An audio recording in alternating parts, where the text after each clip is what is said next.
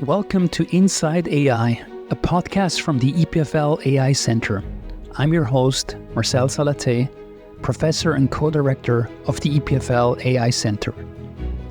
Each episode brings you fascinating discussions with brilliant minds from EPFL and across the global AI community. From groundbreaking algorithms to ethical considerations, from technical innovations to real-world applications, we explore the technology that's transforming our world. Whether you're an AI researcher, industry professional, or simply curious about the technology that's shaping our future, join us as we venture inside AI. Today I'm speaking with Charlotte Bunne, a professor at EPFL. Like myself, Charlotte works both in the life sciences and computer science. She did her PhD at ETH and then did a postdoc at Stanford and Genentech. She was also a visiting researcher at the Broad Institute of MIT and Harvard. At EPFL, Charlotte runs a research group called the Artificial Intelligence in Molecular Medicine Research Group. Let me quote here from her lab website. Quote, "Our lab develops novel artificial intelligence methods designed to mimic the structure and inner workings of biological systems, allowing them to be trained on large biomedical datasets from various experimental technologies. By leveraging these AI techniques inspired by biological systems, our work not only provides important contributions to personalized medicine, but also impacts active machine learning research." End quote. If you're anywhere near the intersection of life science and AI, I'm sure you will come across her name many times in the future. In this episode, we spoke about her career and her work in AI and where this will hopefully lead us one day in medicine. I hope you enjoy our conversation. So, Charlotte, thanks for coming on the podcast. Thanks for having me. So you run a lab at EPFL since last September 24, and it's called AI in Molecular Medicine. Is that correct, first of all? Yes. That's correct. Okay. So what does that name mean? Can you explain to us what you do? Our lab develops AI methods, in particular really like new artificial intelligence methodologies tailored to problems that we face in molecular medicine. And here it's very important that actually the domain itself, the data we deal with, the problem we deal with, inspire the technology that we are creating and developing. Can you give me a sense of what molecular medicine is? I mean, I have an understanding of medicine. People go to the doctor, there are hospitals. What on earth is molecular medicine? So we are aiming at developing tools to personalize medicine. One of our main application domains right now is oncology, where you actually need to have personalized treatment plans and therapy approaches to more successfully treat a patient. Usually the diagnostic technologies used are technologies that we call omic technologies. So they record a transcriptome of a patient, a genome, or the proteome. These are data that really record molecular properties of a patient's tissue, the tumor tissue. They look really in depth into tumor cells, healthy cells, record their molecular properties. So it's basically a medicine that is molecular because the technologies, the biotechnologies that we are using, the data we are recording, they are very high resolution, in-depth analysis of a patient's profile. And then what happens with that? So I'm not fully, up to date with what the latest status is there. So if I understand this correctly, every cancer is different from a molecular perspective. And if I understand you correctly, not only among cancer, but also within cancer. So the same cancer type, if two people have the same type of cancer, they have a different molecular signature. And even within a patient, we have a huge heterogeneity of molecular states. So ultimately, we have a patient that comes into a clinic. We have many different diagnostic tests that are conducted, some more global to understand a bit the location and somehow how much a tumor has spread. But then also we take actually tissue samples and make biopsies, even like tissue pathologies, or we screen much deeper, looking at the molecular properties of the tissue. And now we would like to somewhat combine all the information we have, and based on this, make a personalized, for this particular patient, the consistency and basically phenotypic properties of the tumor, prognosis, understand diagnostic properties, understand what's the best treatment to select, what's the path forward, and also have a good understanding of the molecular tumor and the molecular properties of a tumor to compare it with past examples that we've seen. So we have a growing number and growing data sets of patients for which we have those molecular, kind of deep molecular screens.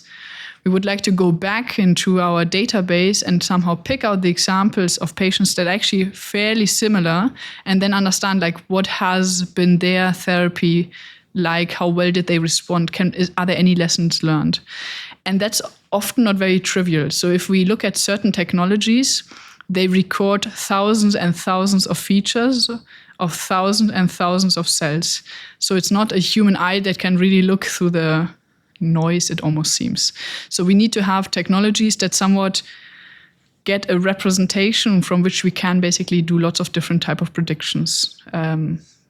Let it be cancer, kind of type, subtype, the grade, treatments, particular biomarkers, what's very special, what's very unique.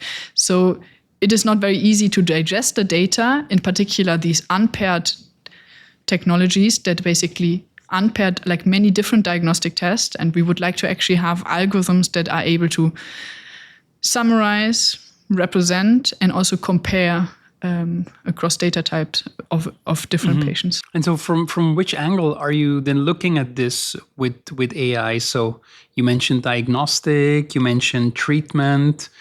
Is there also sort of a population dynamics angle to this, or what's your focus? Our lab focuses on many aspects, and in particular, I think a very recent development is this creation of so-called foundation models. So we are trying to somewhat build task-agnostic pipelines that are trained on many, many data sets. So often what we see, especially in the clinic, is that we have very small data sets with only very few patients, but the data might be very rich. So one thing we are doing at the lab is that we are collecting basically across many clinical studies that are publicly available, the data, and we train large architectures. And now the question is really like kind of how do these architectures look like? So I give you a very concrete example. So for example, in pathology, one technology that is often used is a technology called spatial proteomics that looks at basically the presence of a particular protein or many different proteins, depending on what is measured in an experiment, across a patient's biopsy, across the tissue. And basically, you have an image for every marker that has an intensity if a protein, like a higher intensity value if a protein is present or not. Usually in computer vision, we are working with RGB data. So we have a standard image which always comes with the same set of 3 channels. Here we are dealing with very, very large images because tissues are large and we have a very high resolved data. And we have measurements across many, many channels. So we can actually measure up to 100 or 200 channels. And every clinical study is going to have different channels because every clinical study might look at different biomarkers that are particularly relevant, proteins that are particularly relevant for a disease. So now we are dealing not with a data set that always comes with an RGB fixed input, but we need to develop computer vision technologies on these very high dimensional data with a random input combination of channels, and potentially to be future-proof, have technologies that also work robustly on channels that are not in the training data. Here we basically have recently spun out an idea that we call the AI virtual cell that gives a bit of a vision on how do we build AI systems, multi-scale, multimodal, and we are using those type of new AI models that integrate many different modalities, different data modalities that we record of a patient, and that overcome somehow technology-specific or data-specific hurdles. So we have new vision transformers really tailored to, for example, spatial proteomics imaging to actually achieve task-agnostic representation that we then can use for many different downstream tasks. And then you can start asking, for example, can I have a prognostic property? Can I understand the grade a treatment that would be valuable to select here. So that basically is the second step. The first step is really integrating the data, coming up with architectures that allow us integrating the data, integrating several modalities, so doing something multimodal, multi-scale, because we have things on the molecular level, on the cellular level, on the tissue level, creating representations that then can be used for many different downstream tasks. Mm-hmm. Okay, and so this virtual cell, can you talk a bit more about that? I mean, just from the outside, the concept of a virtual cell is extremely fascinating. It sort of conjures up, basically, I think when most people listen to this, right, it just conjures up images, on a screen with like a 3D cell, and you sort of see what's going on. But that's not really what you're interested in. What do you mean by virtual cell? It's more a concept on how do we build AI architectures that basically allow us to robustly simulate properties and behavior functions of a cell, meaning we have all those different molecular readouts, right? We can look at DNA, and we are building DNA language models. We look at proteins, we have protein language models or protein folding models. We can look at the level of cells, where we have like many different phenotypic readouts, and we have machine learning architectures built for this, and then ultimately the same on the tissue level. But how do we combine all those different data and all those different architectures into one system that allows us to really accurately simulate what happens inside a cell, or here cell is just a representation of a biological unit, what happens in a human tissue, for example. And I would like to forecast many different things. For example, what is this particular cell type? Is this a disease-specific cell type? What happens if I perturb a cell or a set of tumor cells with this particular drug? How do I engineer new type of cells that have certain therapeutic properties? Ultimately, right, so far, what's been done historically is that we basically have one data property, one model, and one task. And now we are moving into a system that is across data sets, across biological scales, because by integrating more and more knowledge and all those different angles and perspectives we have on biological systems, this should give us a much better foundation, or more solid foundation on basically modeling cellular behavior across species and across states. So if someone is listening who's not deep into biology, they would maybe ask, why should I care about cells? Shouldn't we care about organs or entire bodies holistically? Why do this at the cellular level? This is true, of course. Depending on the context of study, different scales matter, right?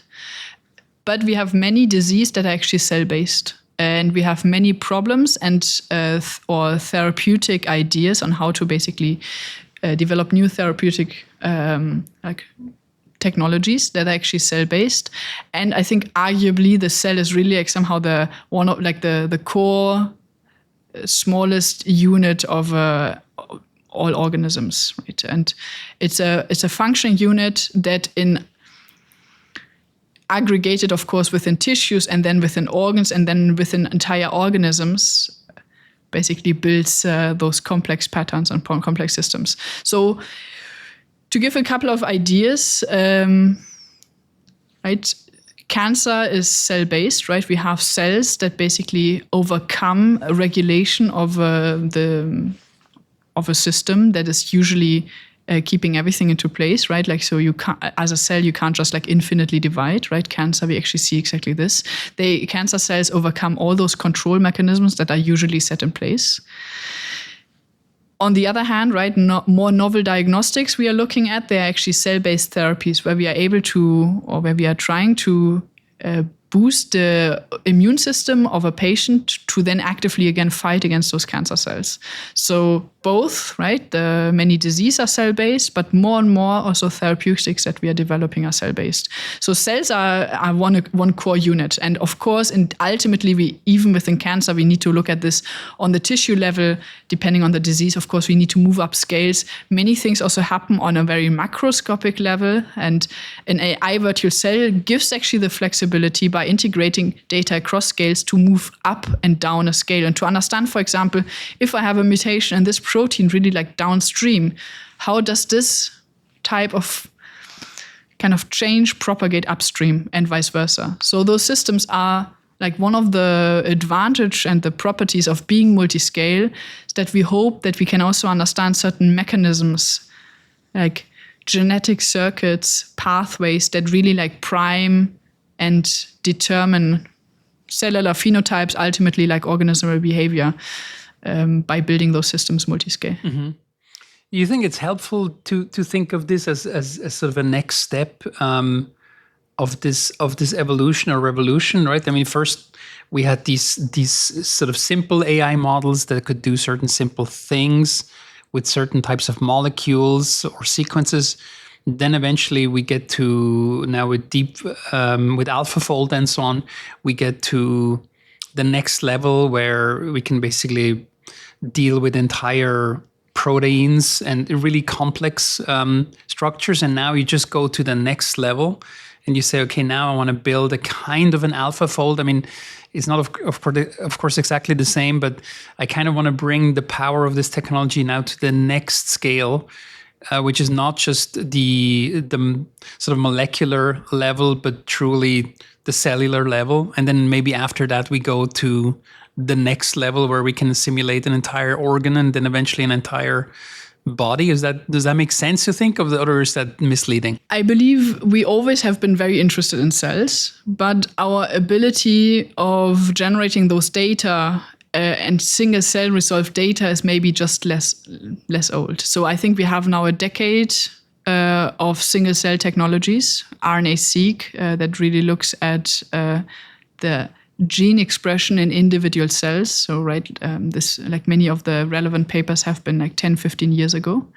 And we are building up basically large-scale atlases and data sets on the genomics, proteomics, transcriptomics end.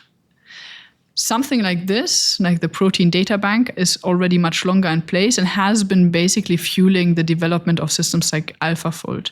So I think we are just catching up. We have now reached really a huge compendium of data that we can use to build those powerful large-scale AI systems. And it's basically just maybe it's a second wave in a sense that the technologies to actually record those data are much newer.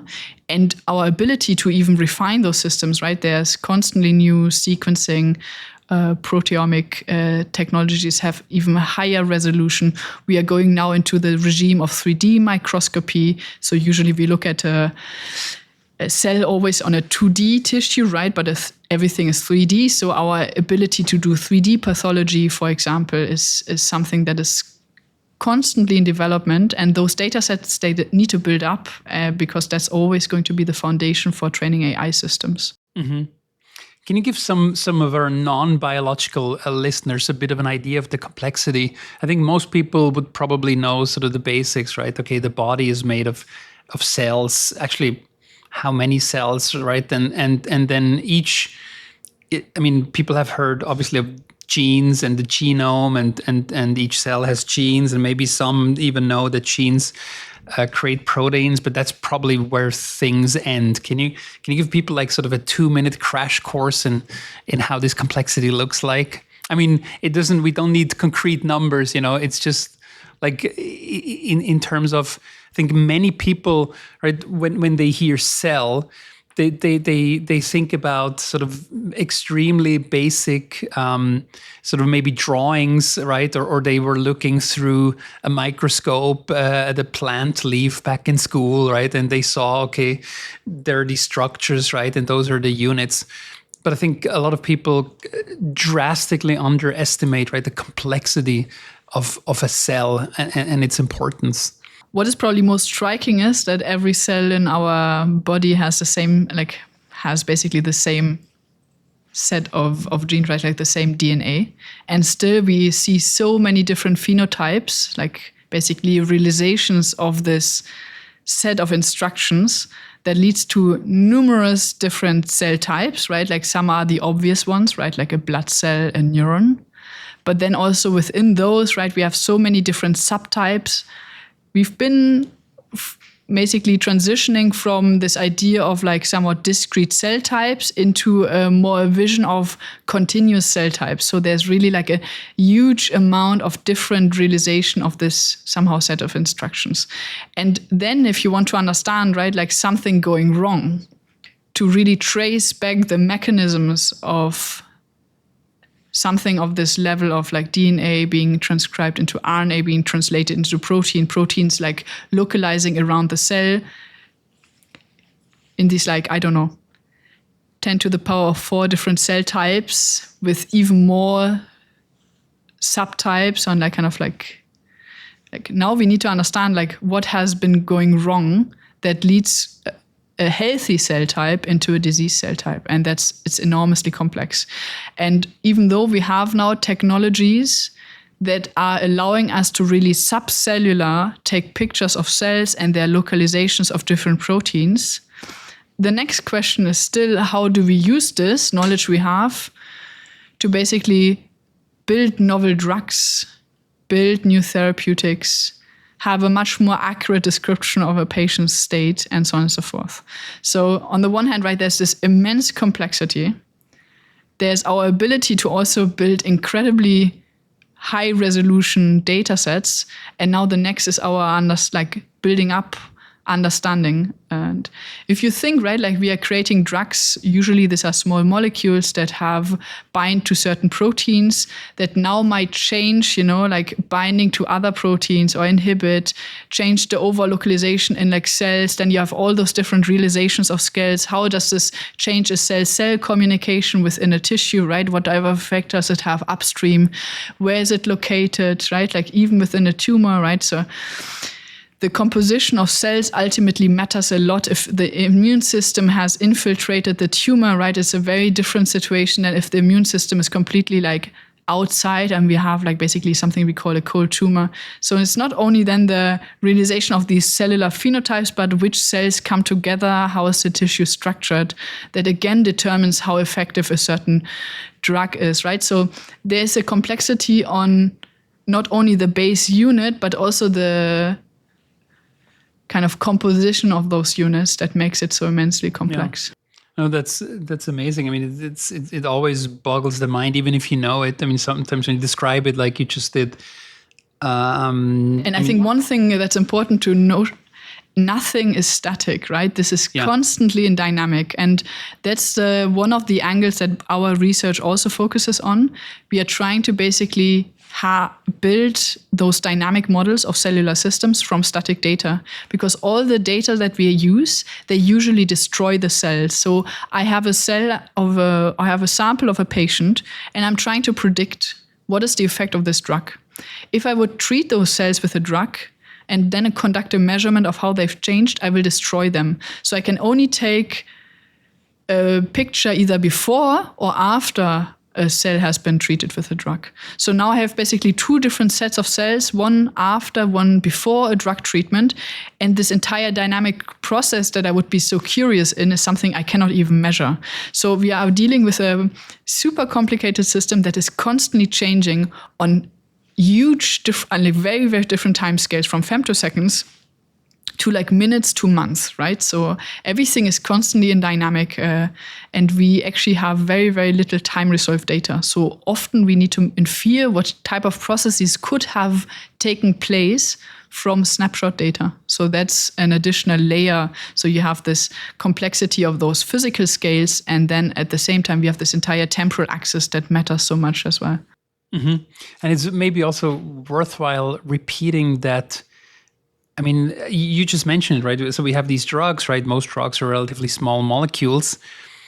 We often have very limited understanding, right, how they actually work. I mean, we have sort of epidemiological data. We have clinical trial data that they work.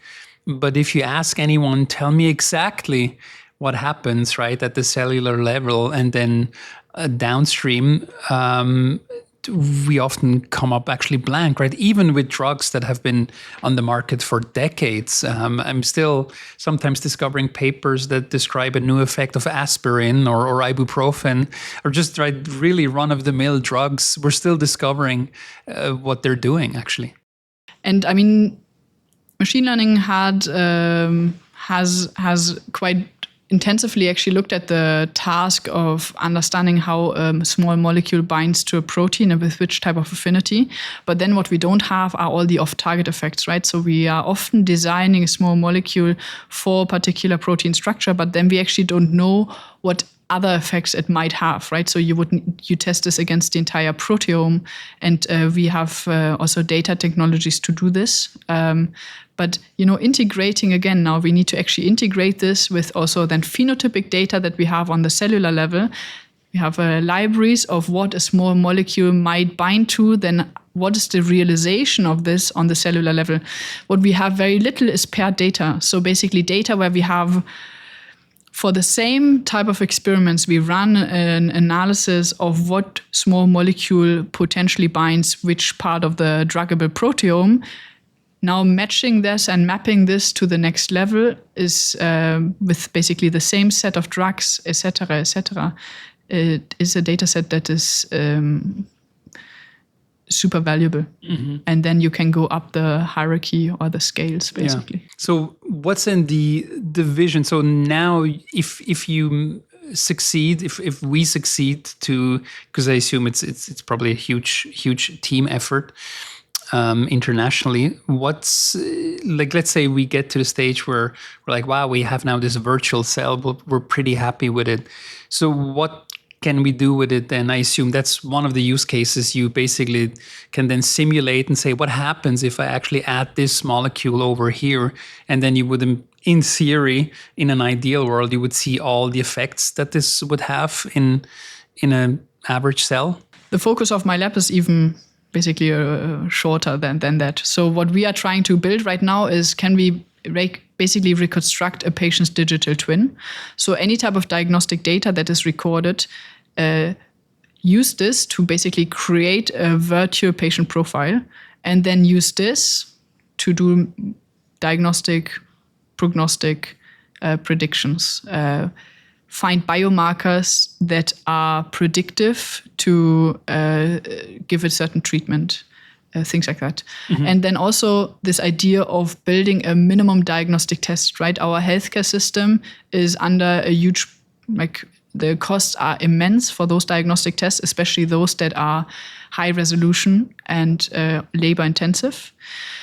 If we are building those larger and larger models, do we actually need for every patient to run all the diagnostic tests? Probably not, right? Because those systems should get smarter and smarter and smarter. I can map in, I have a patient representation in a context of anything else that have been measured so far.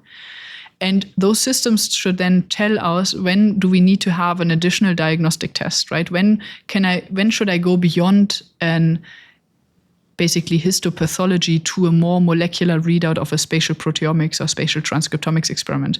So right now what we are building in collaboration with many hospitals in Switzerland, so we have collaborators both in Geneva, in Basel, and in Zurich, in their kind of personalized oncology platforms, those type of systems that allow us to basically map in their data into a representation that is more powerful and provides more context for downstream predictions. Okay.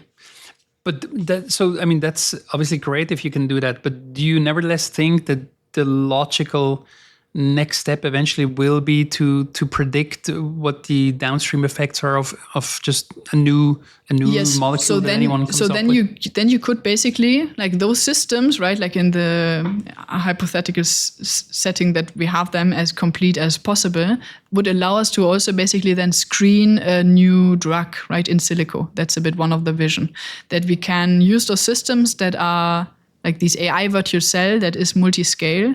Basically, we simulate an effect of a drug on a molecular level, and then have particular readouts, right, on the effect, on the effect or the efficiency of the drug on the patient level. So that's that an AI virtual cell provides us with a much more powerful platform to simulate novel and new drugs and existing drugs for different indications, right? This idea of actually using a drug for a different disease context than what it usually is. Mm-hmm. That's much easier because those drugs are already on the market and they might actually have other effects that are beneficial for other contexts. Mm-hmm.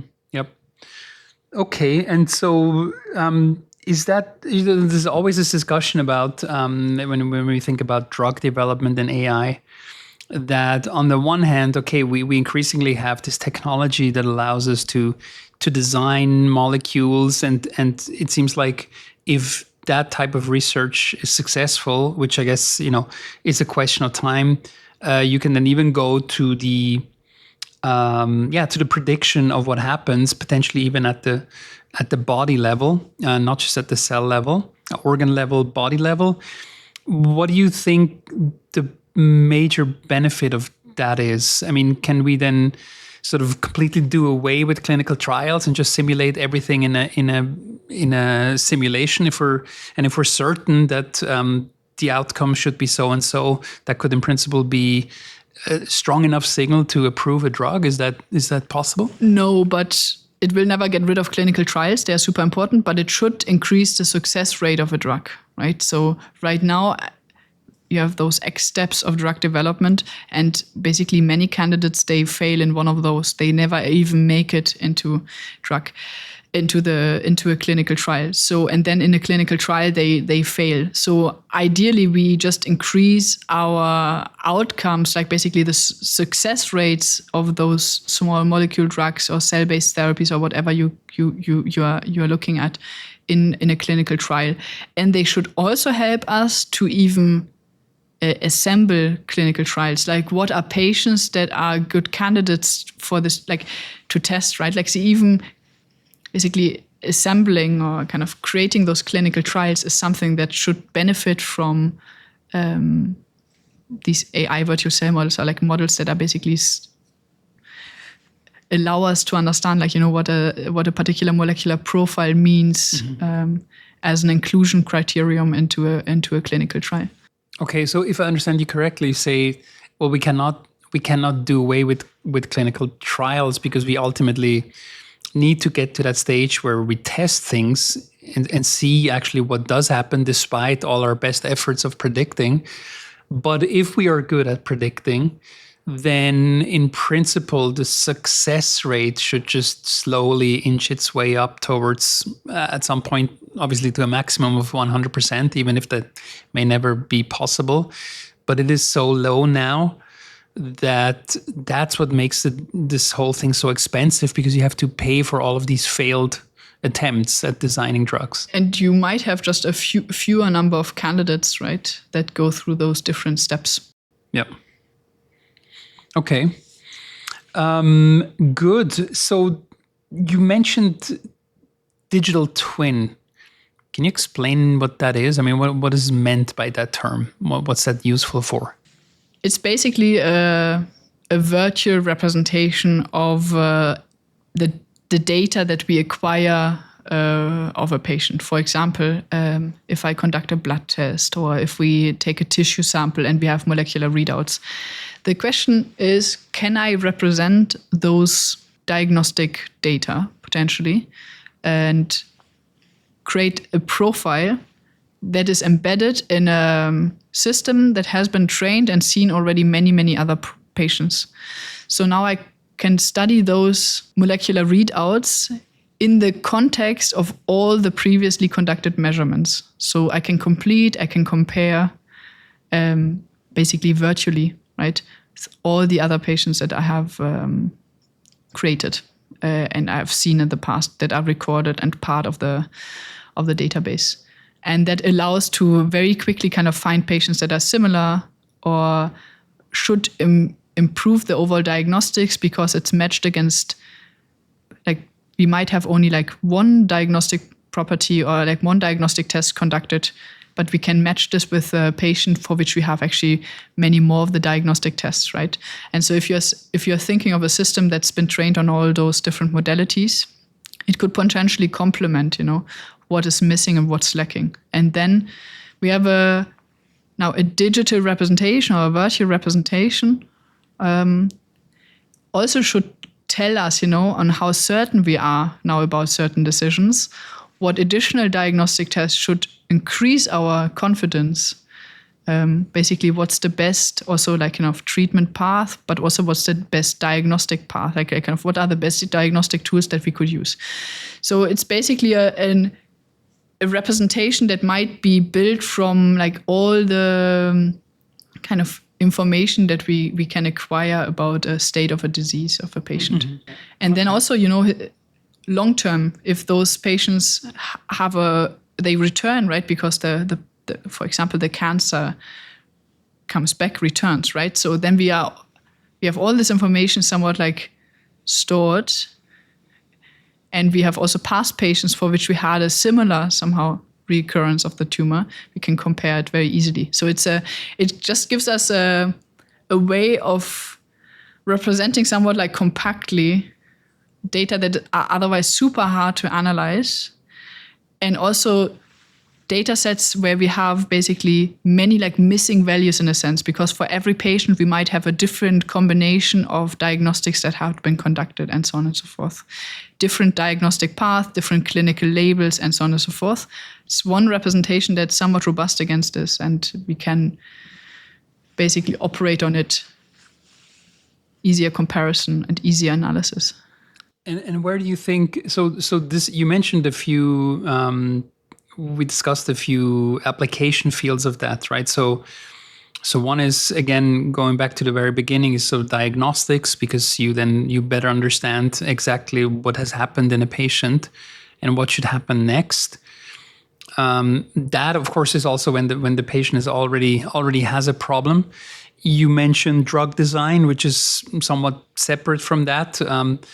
Is there also a way for this to aid prevention in any way? I mean, to prevent cancers from happening in the first place, or from developing into something malign, or even other diseases? I mean, do you think this technology could also be used on that side of the... Yeah, that's a good question, and I might not be the best person to answer. I mean, it might lead to an earlier diagnostic, right? So basically just at an earlier stage of a disease that is forming. I mean, that might be particularly important for particular neurological diseases that basically emerge or over like a long time, right? Where we would like to understand, can we actually diagnose this much earlier than when we see really the kind of consequences or the disease phenotype on the outside.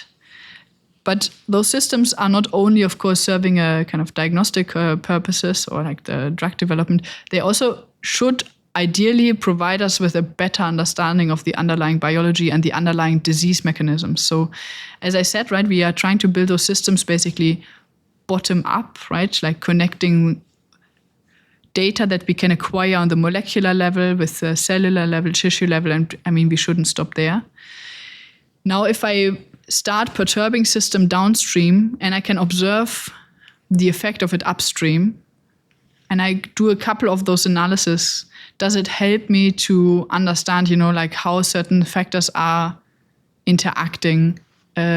What is the basically determining factor for something downstream, upstream, and so on and so forth? So ideally, right, and here, of course, lots of causality and causal model, like AI that basically allows us for causal discovery will come in also. Does it allow us to really like somewhat uncover mechanistic insights into those biological systems and into those disease mechanisms? I'm using again the example of cancer, but we don't even know and have really fully understand the role of all those cells, right? And the interaction with the immune system. There's so many things that are still completely unknown. Even understanding, the presence or absence of a certain phenotype, cell type, what's the influence? If I would feed it back in, what's the effect? Like mechanistically and just from a pure understanding, there's so much to gain. And the idea by combining basically, or by building those multimodal models, is also by providing a better understanding of biology. Mm-hmm. And so you mentioned before the data. So what sort of data do you need to really tackle this? I mean, it seems like, from all we know is like, okay, these frontier models are amazing, but they need loads and loads of data. So we were able to do that with text because we have loads of text on the internet. we seem to have managed it with protein data, because it turns out there's a lot of protein data. With medical data, what's the situation, the kind of data that you need? I mean, you said, okay, there are some collaborations with hospitals, but is it even possible to get the amount of data, right, given the complexity of all of this and probably then the complexity of the AI models to tackle this, that we can ever hope to get enough data? Maybe ultimately it is. Right now, we of course don't have all the data we need, right? In particular, we have much more healthy data than we have disease data for certain settings. Sometimes for other technologies, we have actually much more disease data than healthy data. And we have very little interventional data. So basically data where I have like perturbations, I perturb the systems, and those data are super important to actually uncover certain mechanistic properties. What we do right now is we build models that are as flexible as possible, because those technologies, they constantly evolve and they constantly improve, and they will continue to do so, right? So, but if we build systems that are flexibly enough to actually take it all in, then we have a huge compendium of data. And this is also something that we argue in the AI virtual cell paper. Ideally, those systems should tell us where to collect more data, right? What are regimes for which I'm particularly uncertain, where I don't know enough, and from which this like representation would benefit by collecting more data? And there is at the same time also huge initiatives, right? So the ARC Institute just has launched a huge perturbation RNA-seq data set. That's also still not enough, right? Because we have all those single intervention, but then we also want to understand how are things in combination and so on and so forth. The combinatorial space to sample from this is impossible. So what is the threshold that we need to be able to then generalize to the remaining unseen set of combination of perturbations? So clearly we don't have enough data, but we are also acquiring a lot of data. So I think right now the data is doubling every, X years, I think. And where does that data come from? Does it typically come from the hospitals, or does it come from... Lots of those data are healthy data, and they are collected in scientific consortia, for example, for RNA sequencing, spatial RNA-seq. We have the Human Cell Atlas, which has been collecting across many different organs and tissues, thousands and thousands of single cell profiles. So I think right now we are, I forgot the last number, but it was something like 36 million cells just in the Human Cell Atlas. And this is only one source also. We are building bigger initiatives on proteomics data. There's lots of initiatives. There's the Cancer Genome Atlas, HubMap for spatial proteomics data, and so on and so forth. So there are many, many different somehow atlases and kind of databases. And there's also lots of individual data sets flying around, and we are making more and more of an effort of kind of combining them into a single data representation. But yes, that's not enough. And there's also only the beginning. Those initiatives are in place and there's new forming. Yeah. And are these open databases, or are they? Many of them are. Mm-hmm. Of course, with disease data, that's a very different question, because if you have patient data, then they are often behind closed doors. Within Switzerland, we have initiatives that allow hospitals to share data among, and we have initiatives such as the Swiss Personalized Oncology initiative that basically builds up a larger cohort, or the Tumor Profiler Consortium that has many actually paired omic technologies. So these are though basically only accessible for people inside the consortium. These data usually need to stay in kind of secure compute environments. They usually don't leave the border. So healthy tissue and basically completely anonymized data is accessible. There are large databases, but often there's also cell lines, right? Or mouse, or we have from model organisms. So I think the art here is to be able to combine a lot of very different data, similar to what we have seen with ChatGPT, right? The internet is not as heterogeneous as biology, but also many people were probably saying initially, right, that this seems to be a very arbitrary collection of documents and text data. Yeah. So is Switzerland in that sense a good place to do this kind of work? Given that we often hear that, oh, Switzerland is so behind, right? And when it comes sort of to health data, and I mean, vast majority of the country doesn't even have an electronic health record and so on. Can you help us understand the positioning of Switzerland in that space and what it means for a researcher like you? Switzerland is very small, right? So I think one of the strengths is that it has understood that it's very small. And one thing that is happening across many university hospitals are that we have those like somehow country-wise initiatives, and they are great and they're fantastic.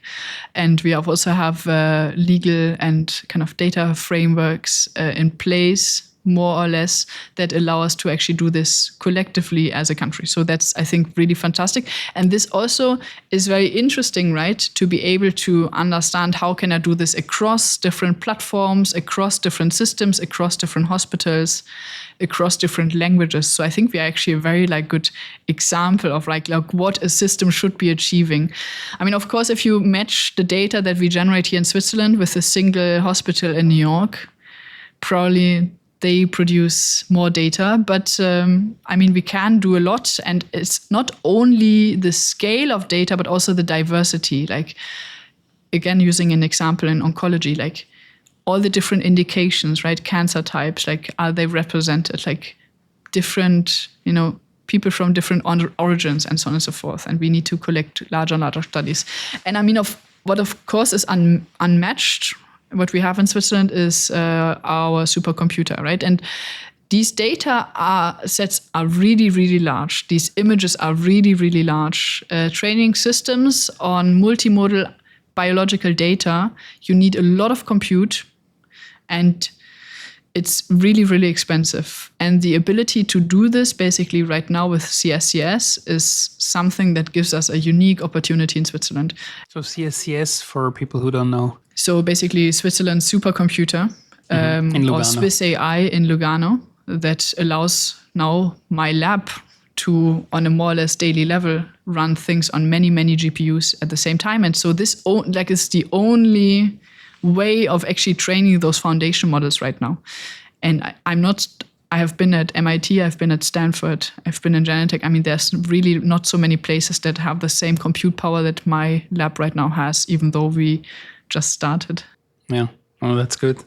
That's good to hear. And in that context, it's also this whole discussion about this AI Diffusion Act is a bit tricky. We don't want to go into the details, but just also for people to understand when scientists are worried about potential limits on the GPUs that one can buy. This is exactly the kind of stuff that you can or cannot do.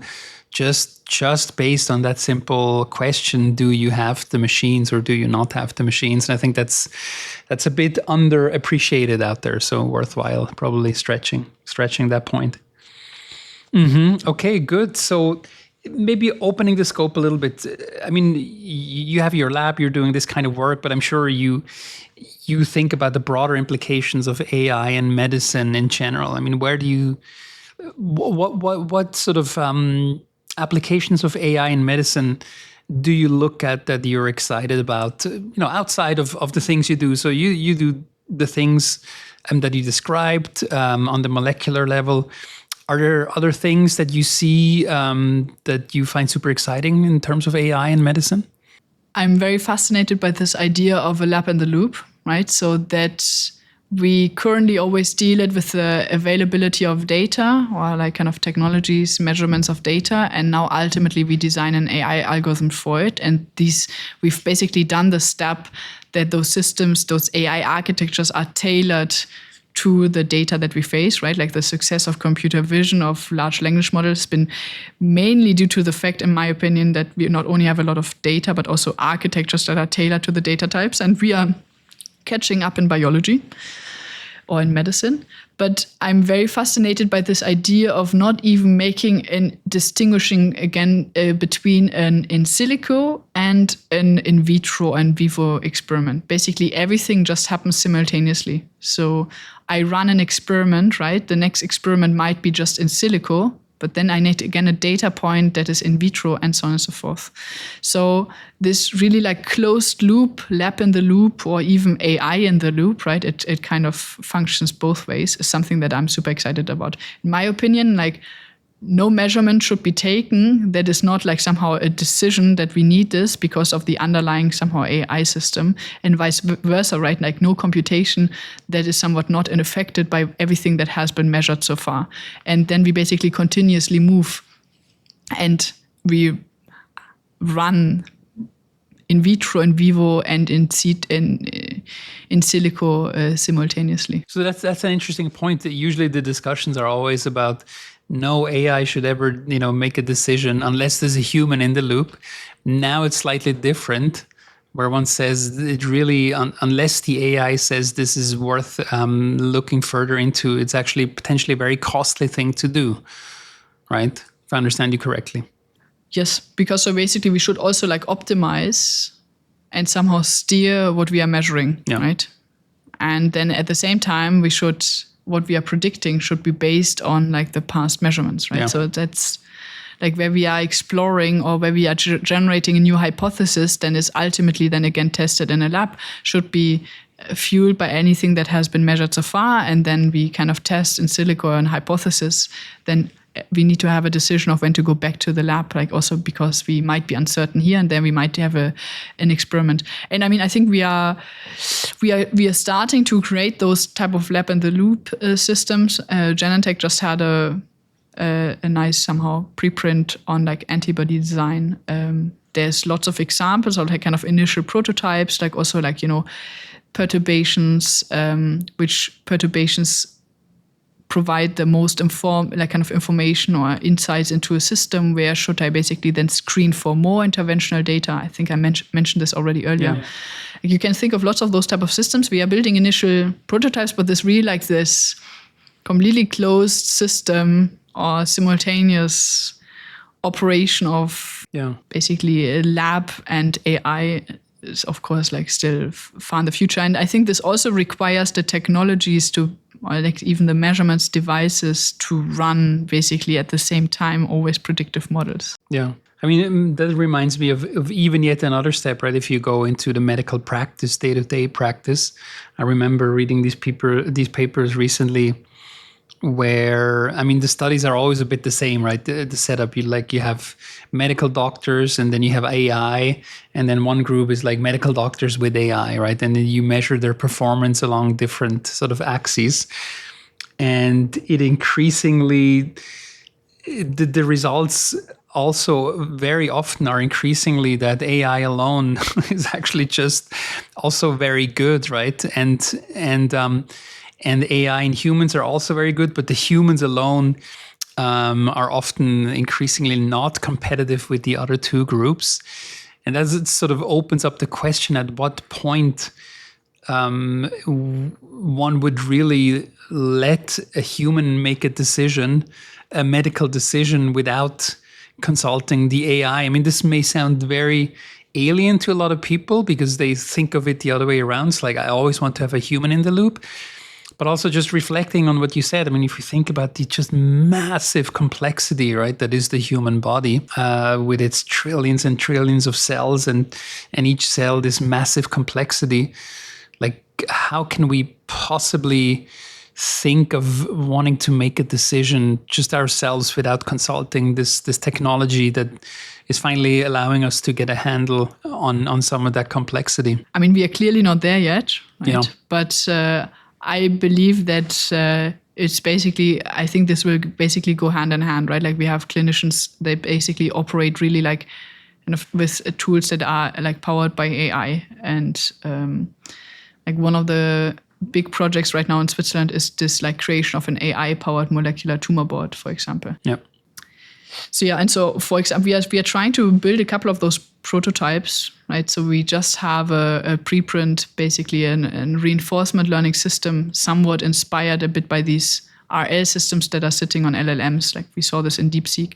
We are, of course, very far in biology from any type of reasoning. But basically an RL system that sits on top of foundation models and that allows us to basically steer what's the minimum input, the minimum diagnostic test, how should I conduct my experiment? Like it's basically able to do experimental design. And that goes a bit in this idea of a lab in a loop, so that you also have a decision of like, what should I even measure? So we are building also there some prototypes also in the lab, but this is all like far away from like anything replacing. But I believe at some point these systems will be actually very, very strong and very, very powerful. And very, very accurate also. Yeah, exactly. No, I mean, I always sort of steer clear from the replacement theory because my first point of reasoning is always that we don't have nearly enough, right, experts for medicine. And so I'm the few that we have, which today happen to be human. I certainly don't want to replace them, right? And I think nobody wants to. The question is just like, how can we, not only, of course, make them stronger with this technology, but then really also have just tons and tons of AI assistants, right, that can help with all these things where a human brain just literally cannot compute the complexity. And I mean, we are developing those systems actually with clinicians. So we have very, very close collaborations with the oncologist, Olivier Michelin, for example, at HUG, Andreas Vicky at University Hospital in Zurich. So we are developing these systems with them, right? So there's lots of input and expertise. So it's not actually us, AI research, it's actually a team of clinicians, computer scientists, biologists. We are developing those systems because they ultimately, with like tons of clinical expertise, know also what tools are most supportive in their daily work. And so that's, I think, an important point to make. So you are working in medicine in a certain extent, medical research, certainly fair and square in biology. However, your PhD is in computer science, right? Do you think of yourself as a computer scientist or as a biologist or as a medical researcher, or do these labels not make any sense anymore in this day and age? I believe those labels don't make sense anymore. So I started, I think, research very early. I believe I was 14, 15. I was at the German Cancer Research Center in a youth program called the Life Science Lab, and I discovered the world of synthetic biology. It has died out a bit, and now there's a big people rediscover it. And synthetic biology is really a discipline that is bioengineering or biology, computer science, engineering. And it never really, like, this was basically my very first exposure with the research world, which was a purely, really, truly interdisciplinary setup where you needed basically to program cells so that they had a certain like function, like it was really like truly bioengineering. And I mean, we built some prototypes, that are UV indicators, things like that. And so I started studying biology back then, but if you look at my transcript, you can see I did actually lots of CS. I did algorithms and data structures. I did extended math programs. And I think I was lucky to be in Germany, which has a system that allows you to actually create your somewhat educational path fairly flexibly. It's not a very like strict system, but you can actually take credit points in many different subjects. And nobody cares if you suddenly set up in a computer science class and actually get your credit points there. And so then afterwards, I was just faced with the problem that I couldn't switch to computer science for a master's because I had a bio bachelor on the paper. So sometimes our infrastructure is still a bit like degree based. So I studied at ETH computational biology, and then the PhD was a computer science PhD. But then during my PhD at ETH, I was back at MIT quite a bit, and I was at the Broad Institute of MIT and Harvard, which is a institute that really like somehow truly merges CS and bio. So I think I've been basically between both worlds the entire time. Since I started studying or even before. And also now I was looking for faculty positions that are not in the CS or not in the life science department, but I was actually looking for a faculty position that is truly joined between life science and computer science. And that's very rare. And EPFL had such an offer, and I'm very lucky that I'm here now. Well, and we're very glad to have you. So that goes both ways. And I'm in those shoes as well, with like having these one leg in each of the field. And yeah, I mean, the more the more you think about it, the more it becomes obvious that at the end, it's about the information processing, and that's really what matters. But I think historically, many institutions still find it very hard to think about this. Do you feel like in your field that's now a little easier, given that like massive merge of medicine and AI? I mean, I've always struggled a bit with interdisciplinary work, right? Everybody always says the future of research is interdisciplinary. And I think mostly we agree, but then, yeah, as you mentioned, right, then you're looking for jobs. Oh, they're only either here or either there. Or you're looking for journals to publish. Oh, it's either this specialty or that specialty, or grant reviews, right? You name it. And typically the challenge is that to really succeed at something, you need to be in the top of the top. And that usually you only get if you're in one field, because then you really have people that are in the same field that fully understand what you're doing, and that can say, I can put my name fully behind this, right? This is excellent work. If it's like a truly interdisciplinary work, then you have people that say, well, my part, I understand it's really great, but unfortunately I cannot say anything about the other part. And the person from the other field says the same, my part is great in my field, but not the other part.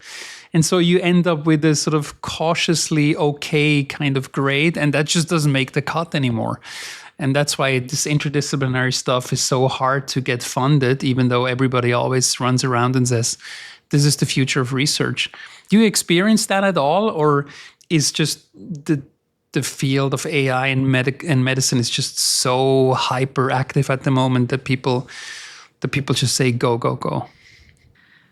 I interviewed for a faculty position, I think now 2 years ago, and I think it doesn't help when I tell you like the interdisciplinary or the cross-school applications were my toughest ones, right? So there was only 2 of them. There was the broad hiring jointly with MIT ECS, and there was EPFL hiring between the School of Life Science and Computer Science. And this was clearly my most difficult applications because, yes, you need to basically prove yourself in 2 disciplines at the same time. I believe, though, that since I went through this experience, there is more and more people in the field that are also really, really good. Like, I think I might have been a more special candidate than I would be now, right? So it's only been 2 years, but there's now even more people who are really having a foot in each discipline. And I believe as this is coming along and this is basically moving, that this potentially fades away.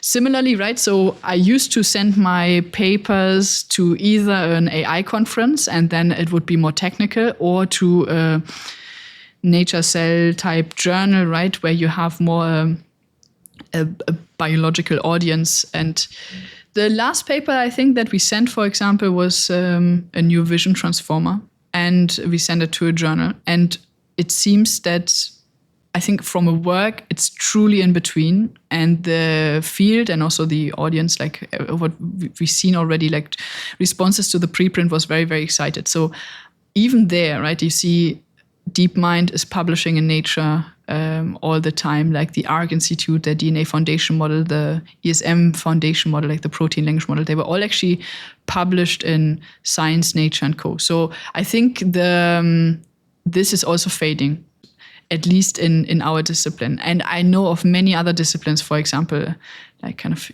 ecology, or if you look at climate sciences, right? So there's no boundary at that point anymore between like computational as like kind of inventions to solve problems and like kind of like more technological. So I kind of believe it's going to be easier and easier. There's also particularly grants that actually encourage like to have a AI component. So I'm not afraid, but indeed, like I think I can share the experience that in the past I have seen a bit the headache of 2 worlds that are kind of one, but have very different kind of set of expectations. Yeah, expectations, languages, cultures, and so on. But that's good to hear. I mean, it's also my impression, and I'm increasingly myself starting to judge the sort of future readiness of schools and programs to the extent, right, that they're actually at ease with that. And in that sense, it's great to see certainly a school like EPFL doing well on that.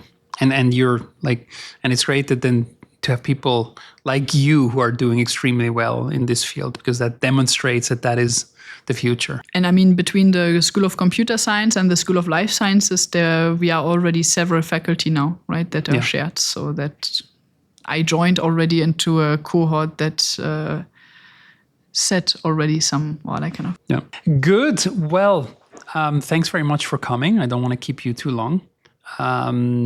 But this was a great conversation. I'm sure one to have soon again, because this field is just advancing so rapidly and it's super fascinating to see the progress. Thanks a lot for the conversation and thanks for having me.